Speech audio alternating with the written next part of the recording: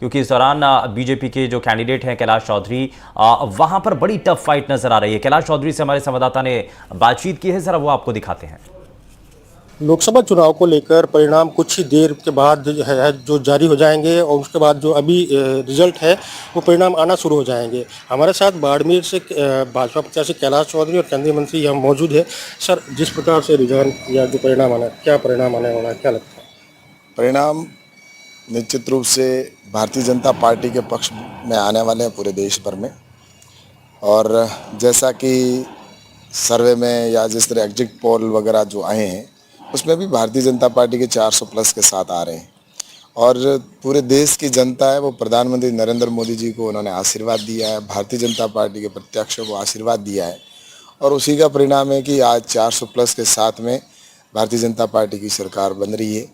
कोई ऐसा टाइम था जिस समय भारतीय जनता पार्टी के बहुत कम प्रत्याशी आते थे, लेकिन कांग्रेस ने पिछले जो 60 साल 65 साल शासन किया, उस शासन के अंदर उन्होंने इस देश को गर्त में डालने का काम किया। इस देश में विकास नहीं हुआ, इस देश के अंदर इंफ्रास्ट्रक्चर मजबूत नहीं हुआ, इस देश के अंदर जैसी परिस्थितियाँ बनी, आज भारत है वो आगे बढ़ रहा है, विकसित भारत की कल्पना को लेकर आगे बढ़ रहे हैं। और जो जो लोगों की अपेक्षाएं थी उसके ऊपर देश खरा उतरा है और आगे बढ़ रहा है। तो प्रधानमंत्री नरेंद्र मोदी जी के ऊपर जो जनता ने विश्वास किया उसी का ही परिणाम है कि आज देश भर में प्रधानमंत्री नरेंद्र मोदी जी के साथ देश खड़ा है।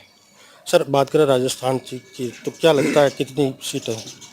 राजस्थान में भी हैट्रिक बनेगी, तीसरी बार 25 की 25 सीटें आएगी, क्योंकि जनता को एक ही है कि विकास चाहिए। और कांग्रेस ने आपने देखा होगा कि 60 साल तक सिर्फ गुमराह किया था जनता को। और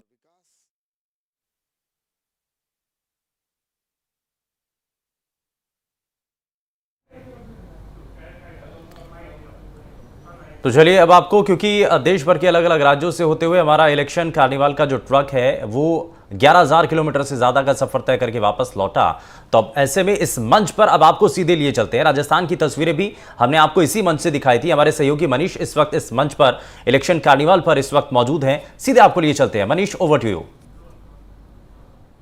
चलिए मनीष के पास आपको ले चलेंगे, लेकिन उससे पहले जरा ईवीएम में जो नेताओं का भविष्य कैद है उससे जुड़ी हुई ये तस्वीरें आपको दिखाते हैं। ये तस्वीरें आपके सामने हैं और यहाँ पर अब से धीरे धीरे करके जैसे जैसे ईवीएम के अंदर से जो नेताओं का जो भविष्य है वो तय होने वाला है और जैसे ये ईवीएम के आंकड़े सामने आएंगे तो उसके बाद